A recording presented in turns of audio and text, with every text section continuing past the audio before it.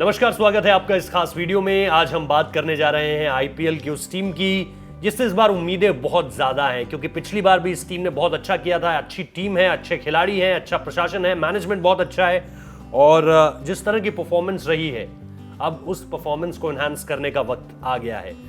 हम लगातार इस बारे में बात कर रहे हैं कि किस तरह से दिल्ली कैपिटल्स जो है वो भारतीय खिलाड़ियों के दम पर अपनी टीम से बेहतर प्रदर्शन निकलवाने के बार बार एक तरह से बहुत करीब तो आ जाता है, लेकिन वो जो अल्टीमेट गोल है कि आईपीएल खिताब जीतना है, वहां तक नहीं पहुंच पाता है। इस बार जबकि यूएई में आईपीएल खेला जा रहा है, अच्छे स्पिनर्स हैं उनके पास, तो क्या ऐसा हो पाएगा? ये अपने आप में बहुत बड़ा सवाल है। लेकिन ये होना हो उससे पहले रविचंद्रन अश्विन और रिकी पॉन्टिंग दो अलग अलग धाराओं में बहते दिख रहे हैं। कैसे, वो अब आप जान लीजिए। क्योंकि मंकडिंग आपको याद होगी, जब रविचंद्रन अश्विन ने राजस्थान रॉयल्स के खिलाफ मंकडिंग कर दी थी, यानी जैसे ही खिलाड़ी क्रीज से बाहर जाता है, उन्होंने बॉल फेंकने से पहले स्टंप में बॉल हिट कर दिया, आउट की अपील की और अंपायर ने आउट दे दिया। इसके बाद विवाद हो गया कि क्या यह खेल भावना के खिलाफ चीज है, स्पिरिट जिसे हम कहते हैं कि play the game with it spirit, खेल को खेल की भावना से ही खेलो, क्या ये अश्विन ने उसके खिलाफ किया? अब देखिए, आईसीसी के नियमों के हिसाब से बात करें तो ये बिल्कुल जायज चीज है कि अगर आप मंकडिंग करते हैं तो ये सही है।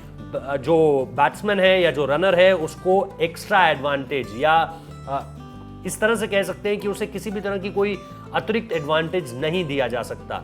और अश्विन ने इसको पूरी तरह से डिफेंड भी किया। उन्होंने कहा कि जब गेंदबाज के लिए लाइन एक तरह से एक सीमा तय करती है कि आपको इससे आगे जाकर गेंदबाजी नहीं करनी है, तो रनर के लिए भी यही होना चाहिए, उसे अनड्यू एडवांटेज नहीं मिलना चाहिए। यह बात पूरी तरह से जायज है और इसी वजह से आईसीसी ने नियम भी बनाया होगा। लेकिन खेल को खेल की भावना से खेलो वाला एक अनकहा नियम, अनलिखा, अनरिटन होती है कुछ चीजें, उन्हीं अनरिटन चीजों में से ये एक स्टेटमेंट है जिसमें रिकी पॉन्टिंग ने कहा है कि मैं समझाने की कोशिश करूंगा और न सिर्फ समझाऊंगा बल्कि पूरी तरह से कन्विंस करने की कोशिश करूंगा रविचंद्रन अश्विन को कि इस पूरे के पूरे मसले पर उन्हें किस तरह से आगे बढ़ना चाहिए।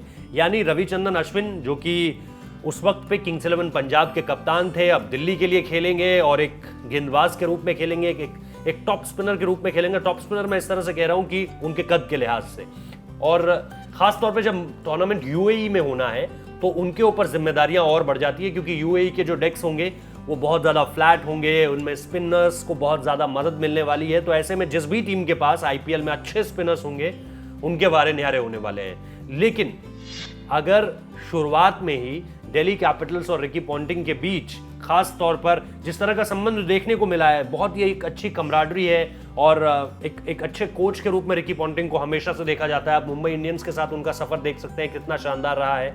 और जो भारत के कुछ युवा खिलाड़ी हैं जिसमें पंड्या का भी नाम आएगा और जसप्रीत बुमराह का भी नाम आएगा, मयंक मार्कंडे का नाम आएगा, ये वो खिलाड़ी हैं जो भारत के लिए खेल चुके हैं और रिकी पॉन्टिंग उस दौरान कोच रहे थे जब ये खिलाड़ी एक तरह से उभर रहे थे। तो ऐसे में ये जो है ये सबसे बड़ा एक एडेड एडवांटेज हो जाता है दिल्ली की टीम के लिए। और ऋषभ पंत को वो बहुत बैक करते हैं जो कि दिल्ली में है, श्रेयस अय्यर कप्तान है, इसके अलावा शिखर धवन हो, पृथ्वी शॉ हो, कई सारे ऐसे खिलाड़ी हैं जिनके दम पर इस बार दिल्ली की टीम जो है वो खिताब जीत सकती है और उसके लिए रिकी पॉन्टिंग की कोचिंग बहुत जरूरी होगी। लेकिन आईपीएल शुरू होने से पहले ये जो एक विवाद कहेंगे या नहीं मुझे नहीं पता, लेकिन डिफरेंस ऑफ ओपिनियन तो ये आ चुका है, सामने आ चुका है। इस पर चीजें अगर बढ़कर निकल कर आती हैं तो विवाद हो जाएगा, इस पर चीजें यहीं तक तय रहती है तो ये डिफरेंस ऑफ ओपिनियन होगा, जो कि क्रिकेट में होना बहुत लाजमी सी चीज है। आप किसी चीज के बारे में कुछ और सोच सकते हैं, मैं कुछ और सोच सकता हूं, लेकिन यही चीज अगर बढ़ गई तो ये विवाद का रूप ले लेगी और ऐसा कोई भी नहीं चाहता। खासतौर पर दिल्ली कैपिटल्स तो बिल्कुल नहीं चाहते होंगे, ये देखते हुए कि उन्हें आईपीएल खिताब का जो सूखा है उसे खत्म करना है। तो ये खबर निकलकर सामने आई है जो कि दिल्ली के फैंस के लिए थोड़ी सी चिंता जरूर बढ़ा सकती है। हालांकि उम्मीद यही है कि दिल्ली की टीम जब दुबई या यूएई में पहुंचे, किसी भी एमिरेट्स में पहुंचे, तो वहां पर सारी चीजें उनके हिसाब से ही हों, ऐसा कोई डिफरेंस ऑफ ओपिनियन विवाद में ना बदले जिसकी वजह से टीम की इक्वेशन बिगड़े। आपको याद होगा गौतम गंभीर जब इस टीम के कप्तान थे तो 2 पावर सेंटर्स बन गए थे और उस पावर सेंटर्स के बाद, और ये मैं पहले वाले दौर की बात नहीं कर रहा हूं जब केकेआर से पहले गंभीर दिल्ली के कप्तान थे, नहीं, केकेआर के बाद जब वो यहाँ 2018 में कप्तान बनाए गए थे, ये मैं तब की बात कर रहा हूं। तो उस वक्त पे चीजें थोड़ी सी बिगड़ती हुई नजर आई थी। अचानक से बीच आईपीएल में गंभीर को बाहर कर दिया गया था, बाहर यानी टीम से बाहर कर दिया गया था, और उसके बाद श्रेयस अय्यर को कप्तानी दे दी गई थी। तो इस तरह की चीजें हमेशा इम्पैक्ट तो करती हैं और बहुत हैवी इम्पैक्ट करती हैं, ऐसा ना हो तो बेहतर है, क्योंकि दिल्ली को बहुत प्रबल दावेदार माना जा रहा है इस आईपीएल के खिताब को जीतने का। बहुत बहुत शुक्रिया, धन्यवाद।